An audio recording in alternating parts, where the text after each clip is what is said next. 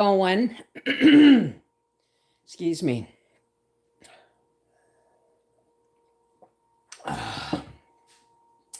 Now, there isn't an introduction to this and a prologue, and it's basically 4 chapters, the first 4 years. Now, if it gets too long, I may cut some chapters in half, but it's not a very big book, right?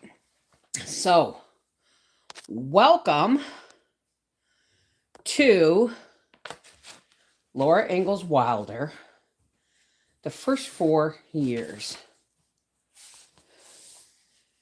What you doing, baby? I need a cup for morning. You need a what?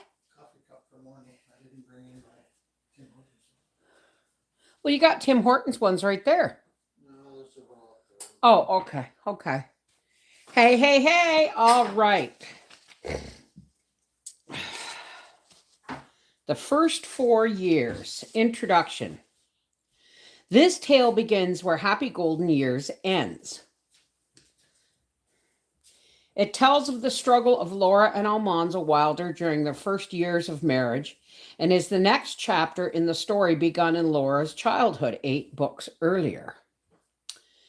Its events occur before those described in On the Way Home, which is another book I have. Laura's diary account of the little family's adventures when they moved by wagon from Dakota Territory to Missouri in 1894. The manuscript of the first 4 years was discovered among Laura's papers. She had penciled it in 3 orange-covered school tablets, bought long ago from the Springfield Grocer Company for a nickel each. Laura wrote the first drafts of her previous books in the same way. My own guess is that she wrote this one in the late 1940s. And that after Almanzo died, she lost interest in revising and completing it for publication. Because she didn't do so, there is a difference from the earlier books in the way the story is told. An important part tells of the birth and childhood of Rose, Laura and Almanzo's daughter. Rose was my dearest friend and mentor. I met Rose when I was a young boy and later became her lawyer. My wife and I were close to her for many years. She gave me the manuscript of this book for safekeeping, and after her death in 1968, I brought it to Harper and Row. After considerable thought about the countless children and adults who have read the Little House books and concern for what Rose and Laura might have wanted, the editors at Harper and I all agreed that Laura's original draft should be published as she had first written it in those orange notebooks. In other words, you're getting the original draft, okay? Rose grew up to be a famous author who carried on Laura's pioneer spirit by having many adventures in America and abroad. Rose was not a really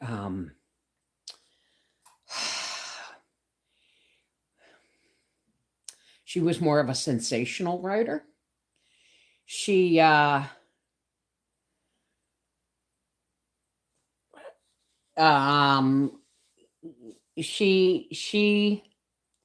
would rather sell a story than worry about the facts as so much. Rose Wilder was a bit of a conniver. Anyway, she wrote a number of fascinating books about this country and about faraway places like Albania, and she became well known the world over. But Rose grew up in a time when ladies did not consciously seek fame, but she did. She chose to shed light on the lives of others instead of her own, so this book about her mother, father, and herself had to wait until after her death to be published. Because she would have changed it. You know she would have. I'm sorry. Rose, who became Mrs. Rose Wilder Lane, led a full and busy life after her mother died. She wrote the setting for On the Way Home. She also wrote a number of magazine articles, some which were published as Women's Day Book of American Needlework.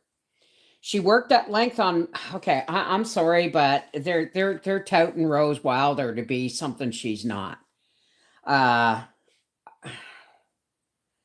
Anyway, she worked at length on a major book yet to be published, and she was sent to Vietnam as a war correspondent in 1965 when she was 78 years old. Rose read constantly and knew more about any subject I can think of than any person I ever knew. A week before she was set off on a world tour at the age of 81, her heart stopped suddenly at her home of 30 years in Danbury, Connecticut. The night before, she had sat up in jovial and lively conversation with friends after making them a baking of her famous bread. But what happened after the events described in both the first 4 years and on the way home? After Laura and Almanzo and Rose reached the land of the Big Red Apple.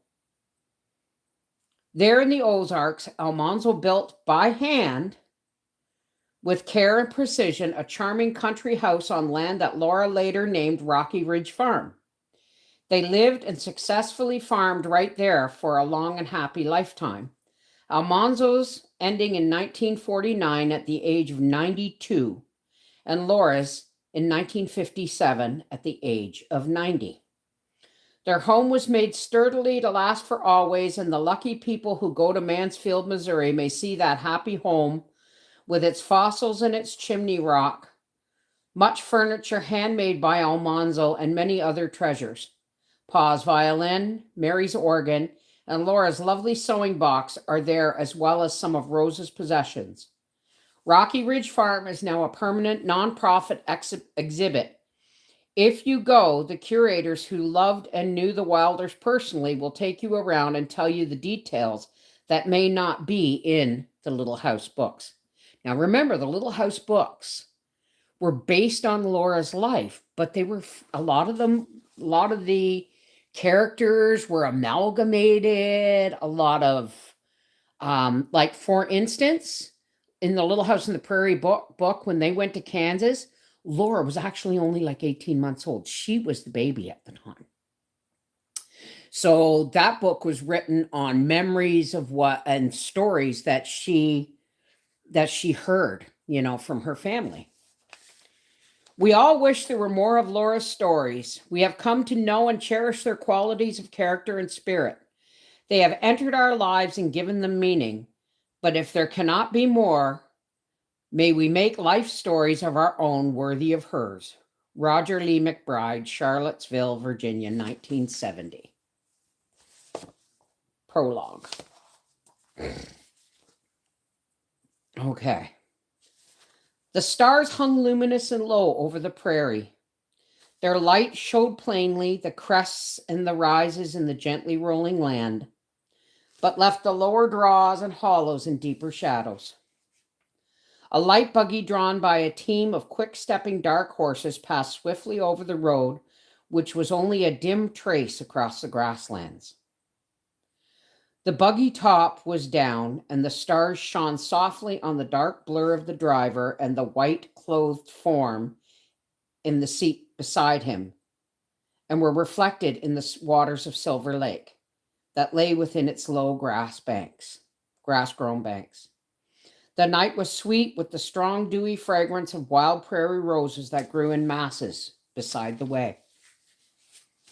A sweet contralto voice rose softly on the air above the lighter patter of the horses' feet as horses and buggy and dim figures passed along the way.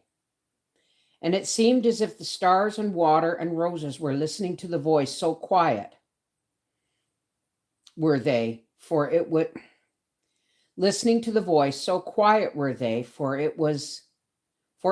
of them it sang. In the starlight, at the day's light dewy close, when the nightingale is singing his last love song to the rose. In the calm, clear night of summer, when the breezes gently play, from the glitter of our dwelling, we will softly steal away. Where the silvery waters murmur, by the margin of the sea, in the starlight, we will wander gay and free. For it was June.